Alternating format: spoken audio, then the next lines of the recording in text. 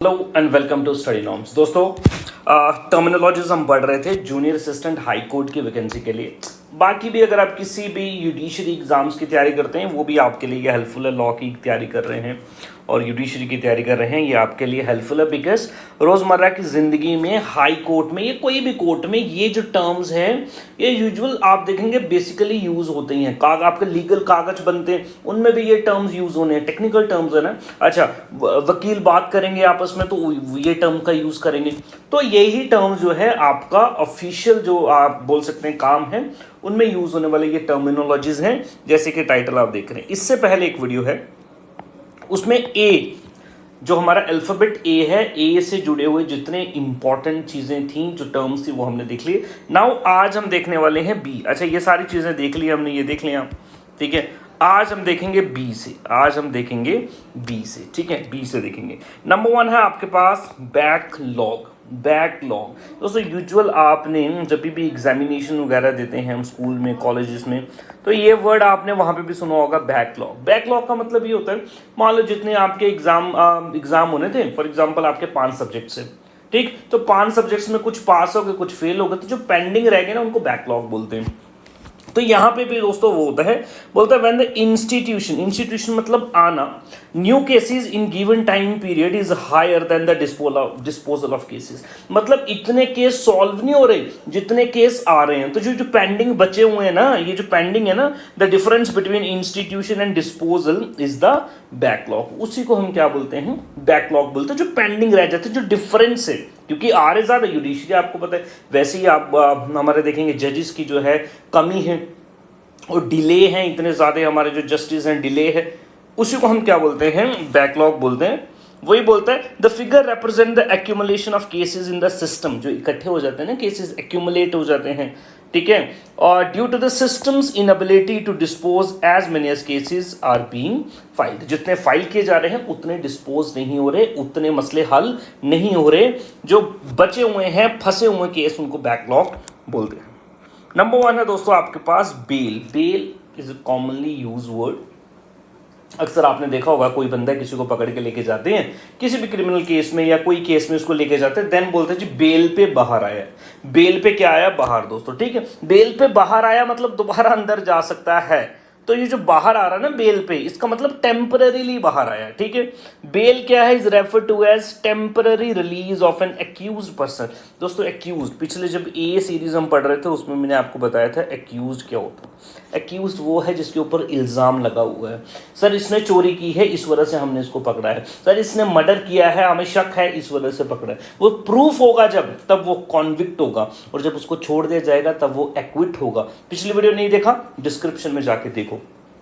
चलो, तो accused person को किसी भी क्रिमिनल केस में हम क्या करते हैं, कुछ टेम्पररी रिलीज करते हैं इन विच ट्रायल हैज नॉट स्टार्टेड, यानी कि उसका मुकदमा जो है वो कोर्ट में अभी शुरू नहीं हुआ है, तब तक के लिए हम उसको क्या करते हैं, रिलीज कर देते हैं थोड़ी देर के लिए। या फिर ट्रायल चल भी रहा हो तब उसके दौरान भी हम उसे रिलीज कर देते हैं, ठीक है। And the court is yet to reach a decision. अभी तक डिसीजन नहीं आया दोस्तों, 2 ही डिसीजन आएंगे। या तो ये बंदा गिल्टी प्रूफ हो जाएगा, गिल्टी प्रूफ हो जाएगा तो जेल में चला जाएगा भाई, ठीक है। और या ये बंदा इनोसेंट हो जाएगा, इनोसेंट हो गया तो ये बंदा एक्विट कहलाएगा, एक्विट है तो बाहर बाइज्जत बरी होकर बाहर आएगा, ठीक है। The court granting bail usually impose conditions such as sureties, personal bond, participation, investigation, condition for release। कई सारी चीजें ध्यान में रखी जाती हैं बेल के लिए। सिंपल सी बात है, टेम्पररी रिलीज है। चलो नेक्स्ट है दोस्तों आपके पास बेल हॉस्टल। दोस्तों इंडिया में ये कॉन्सेप्ट थोड़ा सा कम आपको देखने को मिलता है, ज्यादातर ये यूके और बाहर कंट्रीज में देखने को मिलता है बेल हॉस्टल। फॉर एग्जाम्पल एक बंदा है वो बेल पे बाहर आया, अब बेल पे बाहर आया तो ट्रायल तो चल रहा है, मे बी वो बंदा गिल्टी क्लियर हो जाए। अच्छा, अगर वो बंदा कल गिल्टी माना गया, गिल्टी पाया गया तो उसको पकड़ के जेल में तो डालना पड़ेगा, ठीक है। तो फिर उसको कहां से उठा के लेके जाएगा दोस्तों, उसके घर से, उसके होम से। सपोज ऐसा बंदा है जिसका घर ही कोई नहीं है, ऐसा बंदा है जिसका घर ही कोई नहीं है, जिसका परमानेंट ठिकाना कोई नहीं है, तो दोस्तों उसको फिर कहां पे भेजा जाता है, उसको भेजा जाता है बेल हॉस्टल में। कहां पे भेजा जाता है, बेल हॉस्टल। ये डिफरेंट जो ऑर्गेनाइजेशंस है, बॉडीज हैं, ये इनको मेंटेन करती हैं। यहां पे इस बंदे को रखा जाता है, ये लिख देते क्या है, बोला accommodation found for the people charge with offences, जिनको चार्ज किया गया है रिलीज ऑन बेल, जिनको रिलीज भी किया गया बेल पे, who do not have permanent address, कोई परमानेंट एड्रेस ही नहीं है, so that the police know where to find them, इसलिए उनको एक पर्टिकुलर जगह में रखा जाता है। भाई आप यूजुअल अपना काम वाम जो है थोड़ा बहुत बाहर हो, जेल में नहीं डाल रहे, बाहर आपको रख रहे हैं, लेकिन जरूरत पड़ेगी तो यहीं से लेके भी जाएंगे, तो बेल हॉस्टल। नेक्स्ट है दोस्तों आपका बेलिफ। नेक्स्ट है आपका बेलिफ। दोस्तों बेलिफ क्या है? बेलिफ समझ लें एक ऑफिसर होता है। ये क्या होता है? ऑफिसर होता है जो कि कोर्ट का ऑर्डर लेके जाता है। याद रखना, कोर्ट का ऑर्डर लेके जाता है। कब कब? देखो दोस्तों मैं आपको समझाता हूं, वेरी सिंपल। मान लो यहां पे दो बंदा है, एक है क्रेडिटर, एक बंदा है डेटर। क्रेडिटर मतलब जिसने पैसा उधारी पे दिया है, डेटर वो है जिसने उधारी पे लिया है, जिसने, ठीक। नाउ दोस्तों अब ये बंदा पैसा लेके पैसा खा गया, वापस नहीं दे रहा, तो ये बंदा जेल में पहुंच जाएगा, मतलब कोर्ट में पहुंच जाएगा। तो कोर्ट वहां से एक ऑर्डर इशू करेगी कि भाई इसकी जितनी संपत्ति है उसको जब्त करो, उसको बेच के पैसा जो है वो लोगों का पैसा जो दे दो। फॉर एग्जाम्पल के लिए विजय मान लिया वो लोगों का पैसा लेके भाग गया, ठीक है, तो कोर्ट यहां से ऑर्डर करेगा जितनी प्रॉपर्टी जो है वो जब्त कर लो, उसको बेच के लोगों का पैसा उनको वापस कर दिया जाए। वो जो ऑफिसर उस ऑर्डर को लेके जाता है उसको बोलते हैं बेलिफ। देखो, an officer of the court who carries out the court's order लेके जाता है, such as taking a debtor goods, selling them to get money and pay the debtor's debt. यानी कि जो ये कर्जदार बंदा है, जो इसने कर्ज देना है, उसको कर्ज को चुकाने के लिए इस बंदे का सामान जो है वो बेच दिया जाएगा। A bailiff can also personally deliver document on people. Bailiff. Next है दोस्तों आपका बेलिविक। बेलिविक दोस्तों, an area over a bailiff has jurisdiction. Jurisdiction जिस जिस एरिया में उसकी यूरिसडिक्शन है, जो पावर है उस एरिया में बेलिफ की, उसको बोलते हैं बेलिविक। कॉमन ये वर्ड्स आपको नहीं सुनने को मिलते, लेकिन अब है तो पढ़ने हैं, तो अब लीगल टर्म्स हैं तो भाई पढ़ेंगे, ठीक है। नेक्स्ट है दोस्तों आपके पास बेलमेंट। नेक्स्ट है आपके पास दोस्तों बेलमेंट। दोस्तों बेलमेंट है तो इसका बेल से कोई लेना देना नहीं है, याद, पहली बात ये याद कर लेना, बेल से लेना देना इसका कोई नहीं है। बेलमेंट दोस्तों, बेलमेंट का मतलब क्या है? देखें सिंपल सी, बेलमेंट का मतलब होता है जो पोसेशन है ना, पोसेशन, पोसेशन को ट्रांसफर करना। क्या करना? पोसेशन को ट्रांसफर करना किसी और बंदे को, उसको बोलते हैं सर ये चीज बेलमेंट पे थी, ये चीज बेलमेंट। सर समझ नहीं है, समझ नहीं है, मैं बताता हूं। फॉर एग्जाम्पल आपके घर में है शादी, आपके घर में है शादी, ठीक है, आपके घर में शादी है। नाउ शादी में आपको म्यूजिक सिस्टम चाहिए होगा, ठीक, बिकॉज आप नाच गाना होगा, संगीत होगा, तो आप जाएंगे एक ये बंदे वो जिनके पास डीजे सेटअप्स वगैरह जो है वो होते हैं, ये बंदे क्या करेंगे, आपको अपना जो सिस्टम है वो आपके घर में इंस्टॉल कर देंगे, डीजे वगैरह इंस्टॉल कर देंगे। नाउ दोस्तों पहले डीजे की, इनकी जो म्यूजिक सिस्टम था उसका पोसेशन किसके पास था? ये जो डीजे का ओनर है इसके पास था। नाउ दोस्तों उसका पोसेशन किसके पास है? पोसेशन मतलब नाउ किसके पास है? वो आपके पास है। तो ये जो चीज एक ओनर से दूसरे बंदे को ट्रांसफर की गई है, उसकी पोसेशन, ओनरशिप नहीं। आप डीजे लाइट डीजे के मालिक थोड़ी बन गए, आप म्यूजिक सिस्टम के मालिक थोड़ी बन गए हो, नहीं ना हो सकते, आप तो उसको किराए पे लेके आए ना, उसको क्या बोलेंगे? बेलमेंट। लिखा है transferring possession of goods from the owner to someone else, owner से किसी और के पास लेके जाना। कोई और भी एग्जांपल हो सकती है, और भी एग्जांपल हो सकती है। फॉर एग्जांपल के लिए आजकल आपको पता खेतों में चलते हैं वो थ्रेशर्स चलते हैं, कंबाइन्स चलती हैं, ठीक है, उनको क्या करना, अपनी फसल काटनी होती है, उसके लिए मशीन लगती है। दोस्तों वो क्या करेंगे, जिस बंदे के पास वो मशीन है उसको बुलाएंगे, देन अपने खेत में लगाएंगे। तो पोसेशन तो इनके पास आई ना, ओनरशिप थोड़ी चेंज हुई। तो ओनरशिप बेलमेंट में चेंज नहीं होती है, याद रखना। बोलता practical example of bailment is someone who hires a television has possession of it. छोड़ दे, मैंने आपको समझा दी ये बात, ठीक है। पहले पहले होता था जी, वो टेप रिकॉर्डर होता था, वीसीआर वगैरह लेके आते थे, ठीक है। तो पोसेशन जो है वो चेंज होती है, ओनरशिप चेंज नहीं होती, बेलमेंट। नेक्स्ट है दोस्तों बेलर। नेक्स्ट है हमारे पास बेलर, ठीक है।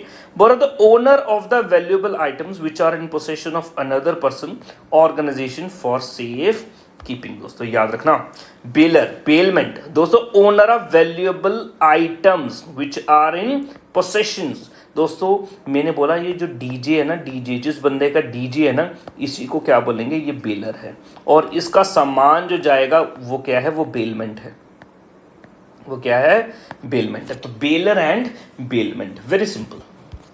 नेक्स्ट नेक्स्ट है दोस्तों, हाँ ये बड़े काम की चीज़ है, ये कोर्ट में यूज होने वाली टर्म है इंपॉर्टेंटली। बोलते हैं बियॉन्ड रीजनेबल डाउट, कोई डाउट नहीं बचना चाहिए, रीजनेबल डाउट के परे आपको प्रूफ करना है।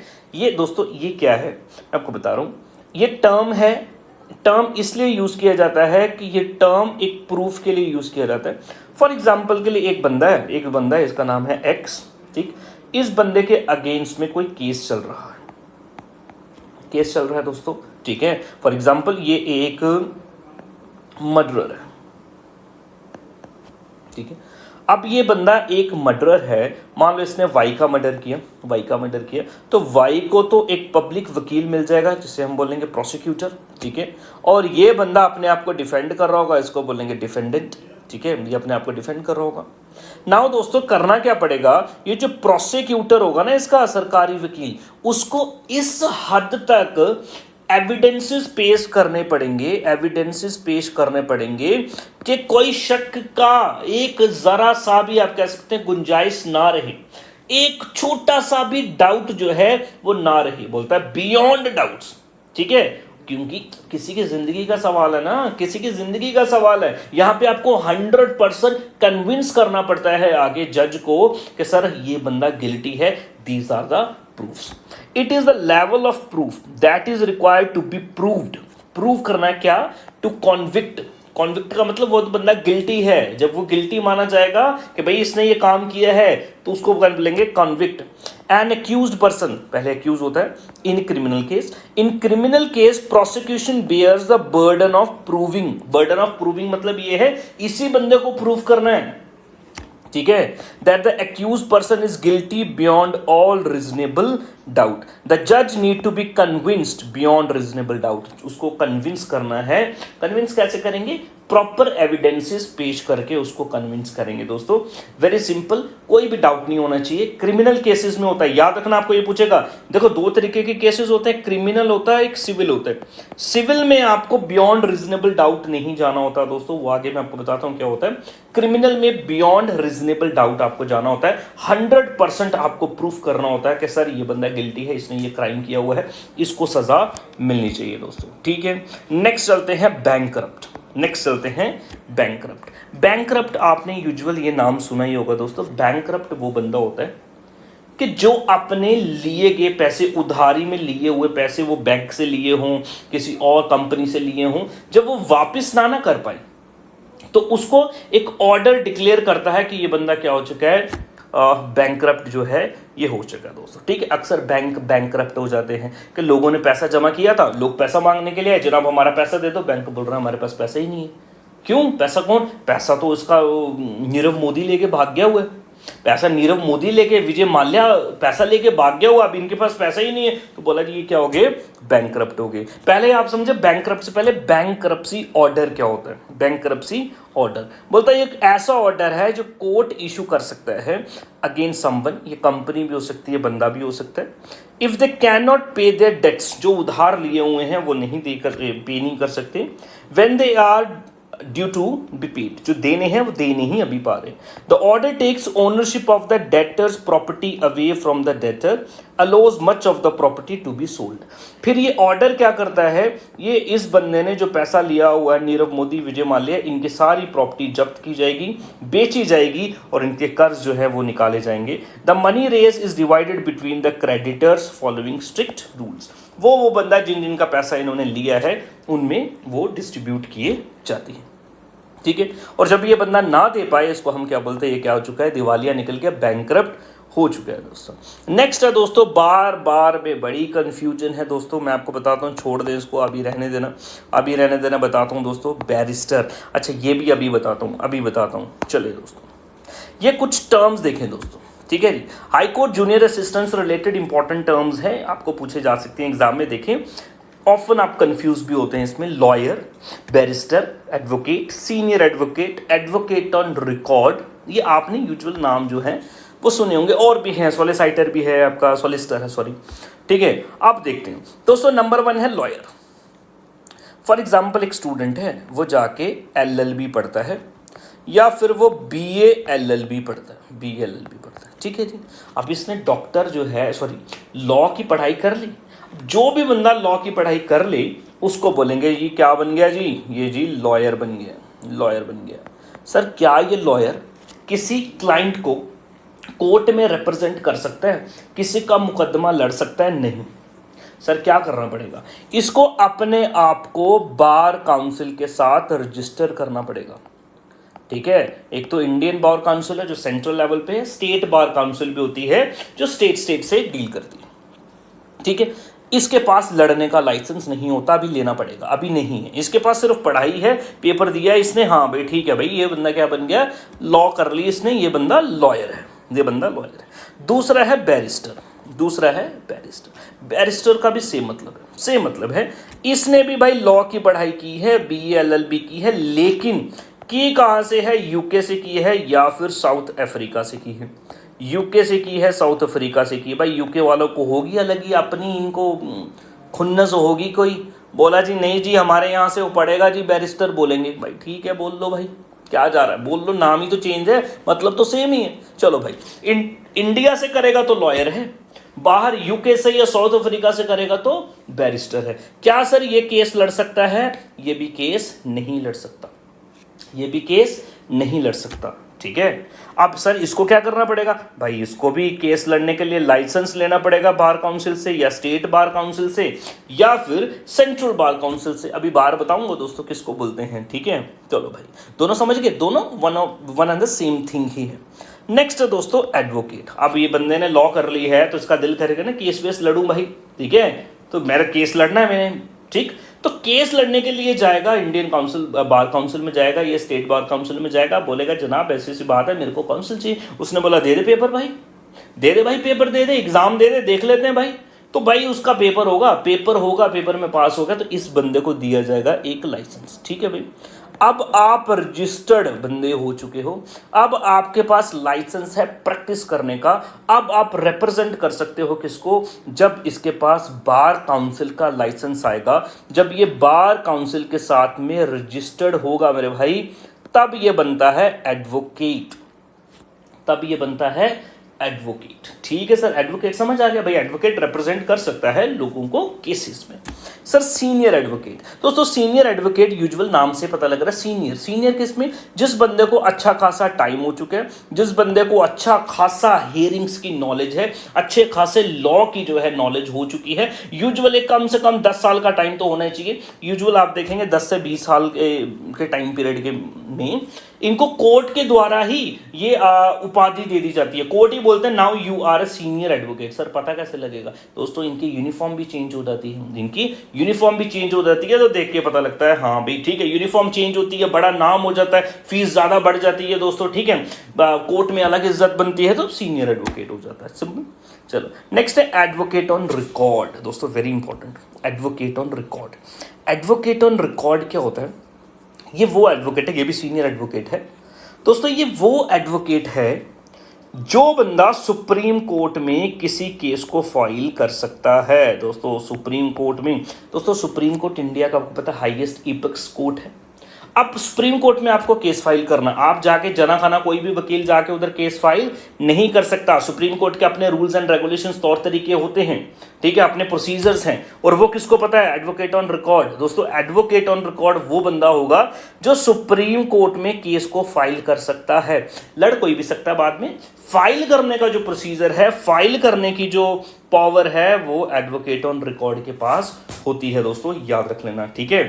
चलो भाई, तो एडवोकेट ऑन रिकॉर्ड, तो ये हो गया lawyer, barrister, advocate, senior advocate, advocate on record, ये आपको पता लग गया कई सारी चीजें।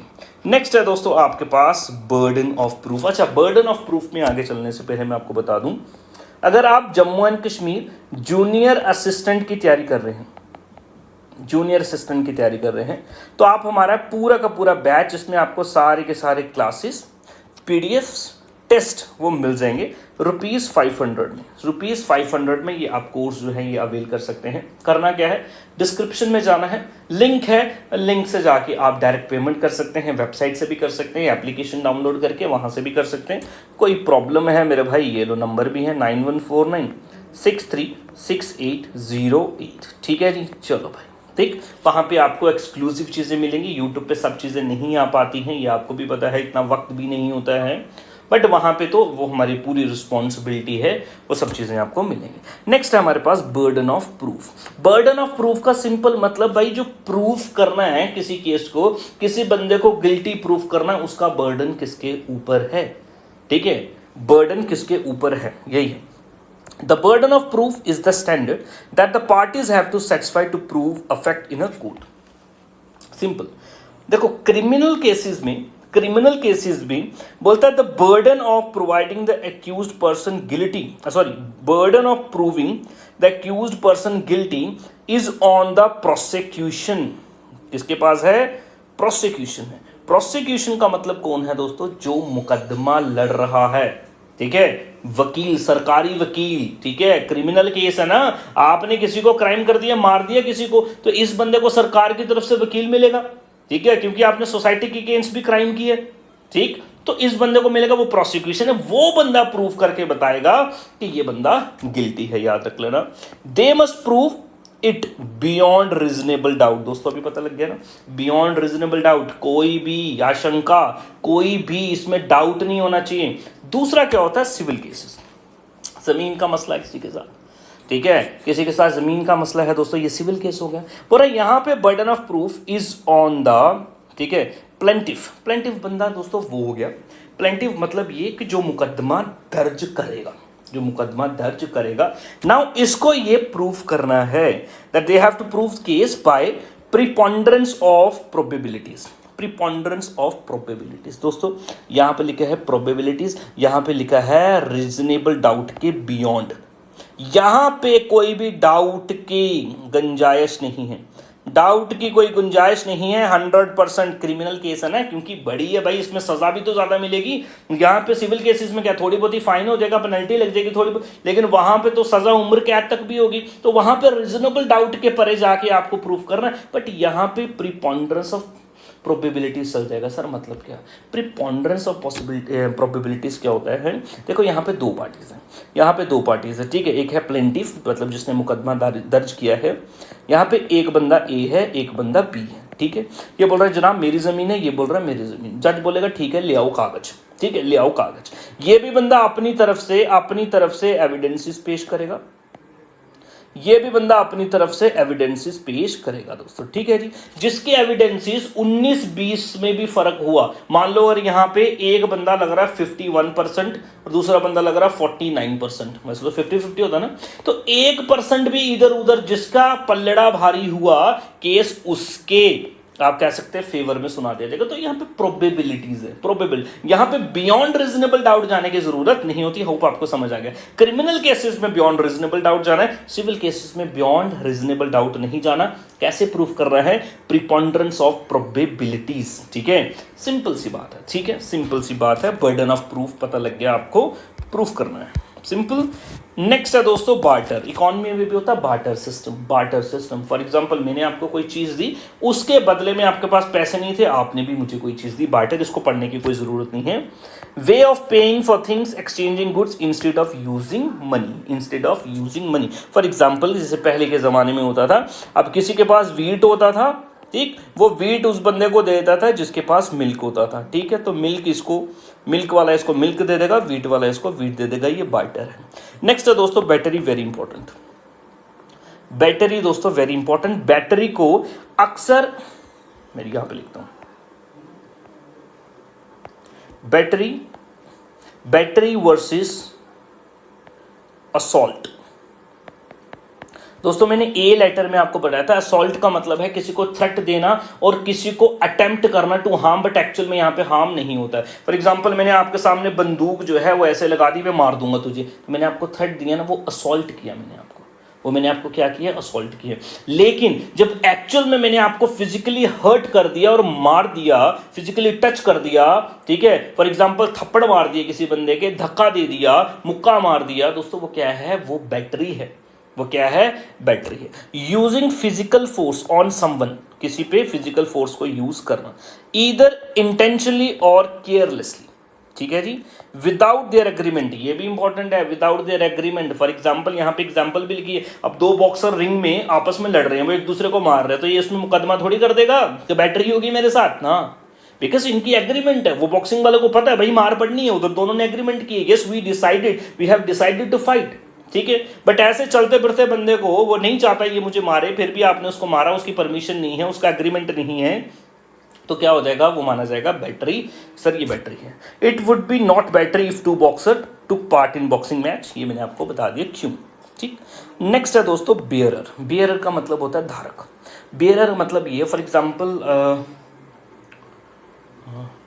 नोट होता है ना, नोट, उसके ऊपर लिखा हुआ है कि हाँ भाई I promise to give bearer 500 rupees, ठीक है। ऐसे नोट के ऊपर लिखा होता है कि भाई आरबीआई का गवर्नर ये बोलता है, भारत सरकार ये बोलती है कि जिस बंदे के पास ये नोट होगा, जिस भी बंदे के पास, जिसके पास होगा ना, उसी को बोलते हैं बियरर। जो बंदा किसी चीज को कैरी करता है उसको बियरर। ओलंपिक्स में टॉर्च बंदा जो कैरी करता है उसको बोलते हैं टॉर्च बियरर, ठीक है जी। तो जो डॉक्यूमेंट, फॉर एग्जांपल लॉ की दुनिया में कई सारे डॉक्यूमेंट्स बनते हैं, तो बच्चा जो डॉक्यूमेंट जो है, जिसके पास वो डॉक्यूमेंट होगा ना, वो उस डॉक्यूमेंट का क्या होगा, बियरर होगा। Simple, the person who has the document in their possession, जिसके पास वो डॉक्यूमेंट है वो बियरर है, सिंपल। नेक्स्ट है दोस्तों बेंच एंड बार, आपने अक्सर सुना हो दोस्तों, ठीक है। जहां पे वर्ड दिख गया ना बार, बार का मतलब दोस्तों एडवोकेट। एक कोर्ट में जितने भी एडवोकेट हैं वो are the parts of bar, वो क्या है, बार, उनको क्या बोलते हैं, बार बोलते हैं। और जितने जजेस हैं उनको क्या बोलते हैं, बेंच, उनको क्या बोलते हैं, बेंच दोस्तों, ठीक है जी। उनको क्या बोलते हैं, बार एंड बेंच। जहाँ पे जजेस बैठते हैं, सेपरेट जगहें भी होती है ना, सेपरेट जगहें भी होती हैं, तो जहाँ पे सारे के सारे एडवोकेट बैठते हैं, ठीक है, मुकदमे वगैरह सुनते हैं, उसको बोलते हैं काउंसिल, बार काउंसिल, ठीक है, बार एसोसिएशन जैसा है ना, तो वो उनको बोलते हैं बार और इसको बोलते हैं बेंच। ये दो बड़े इंपॉर्टेंट कंपोनेंट है कोर्ट्स के। और दोस्तों यहाँ पे कह सकते हैं जस्टिस डिलीवरिंग में ये दोनों इंपॉर्टेंट रोल प्ले करते हैं, बार एंड बेंच। बेंच मतलब जज, बार मतलब वकील, सिंपल सी बात, और कुछ नहीं करना। नेक्स्ट है दोस्तों बेंच वारंट। बेंच वारंट मतलब एक जज की तरफ से एक वारंट, ठीक है, बेंच की तरफ से एक वारंट आ गया। वारंट मतलब एक ऑर्डर होता है। Warrant issued by the court for the arrest of accused person who has failed to attend court. It is issued when someone has committed contempt of court and can be traced. तो उसका warrant. Contempt of court का मतलब ये होता है मेरे भाई, for example आपके अगेंस्ट कोई एलिगेशन लगी है और आपके अगेंस्ट कोई एफआईआर है, ठीक है, आपके अगेंस्ट कोई एफआईआर, तो कोर्ट पहले आपको समन करेगा, यानी कि कोर्ट आपको पहले बुलाएगा कि भाई आपको कोर्ट में आके पेश होना है।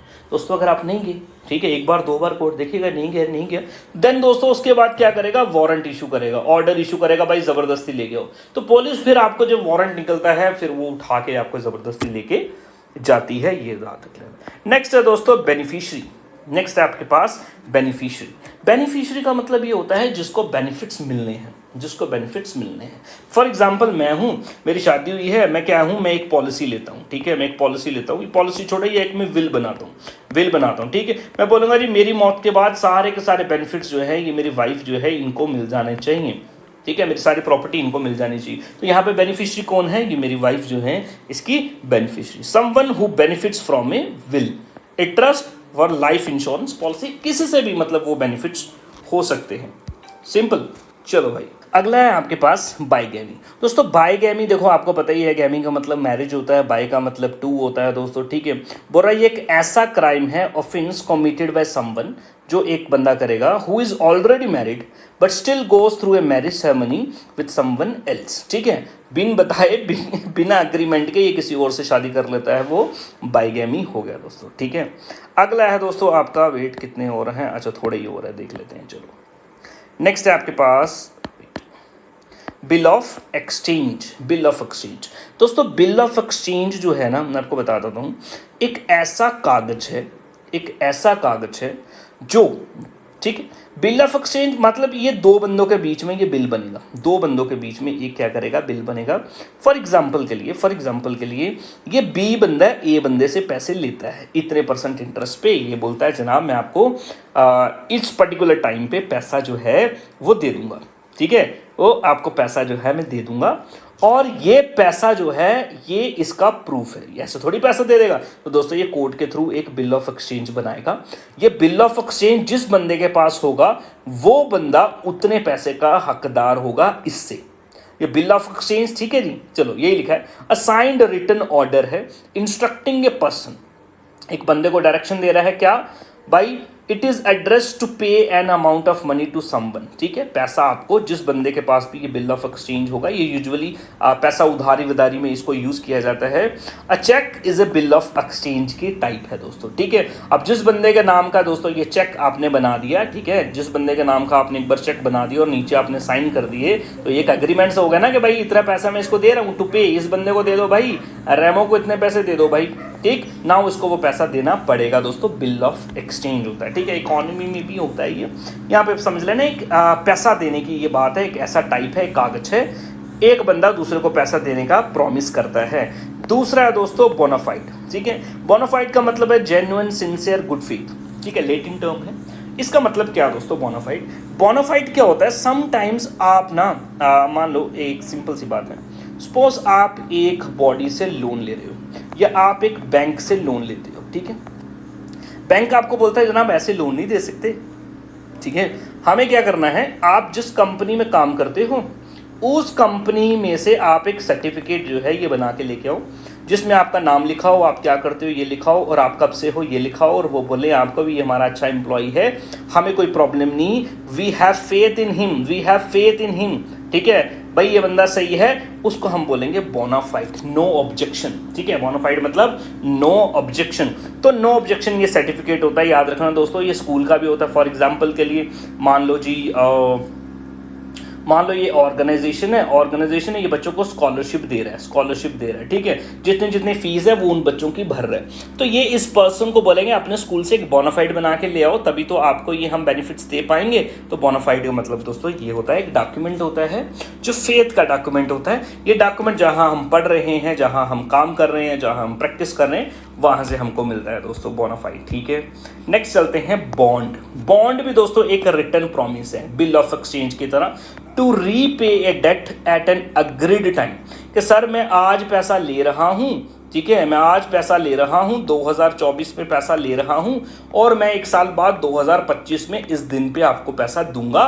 ये दोस्तों एक एग्रीमेंट बन जाता है, इसको हम क्या बोलेंगे, bond, to pay an agreed rate of interest on the debt, ठीक है।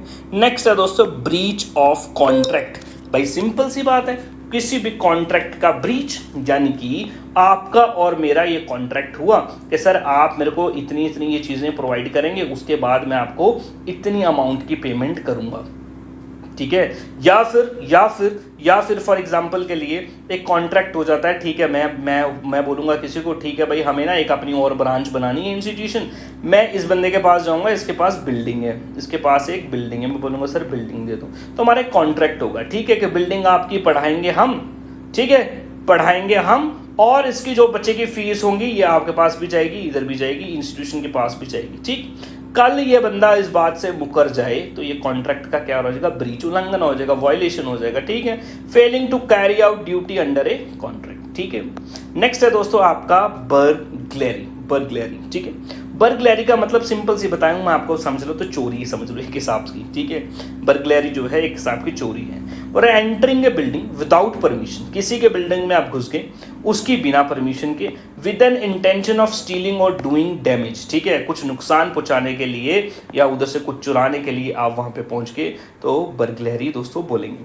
तो ये बी रिलेटेड टर्म्स जो थे, बी अल्फाबेट से जुड़े हुए इंपॉर्टेंट टर्म्स दोस्तों हमने कवर किए। नेक्स्ट वीडियो में हम करेंगे सी। वीडियो अच्छी इन्फॉर्मेटिव लगी, मेक श्योर दोस्तों वीडियो को लाइक कर दें, चैनल को सब्सक्राइब कर लें, और दोस्तों के साथ प्लीज़ शेयर करें, और आपके कमेंट्स हमारे लिए इम्पॉर्टेंट है, ठीक है, और कमेंट वगैरह भी आप करते रहें। Thank you very much, have a great day.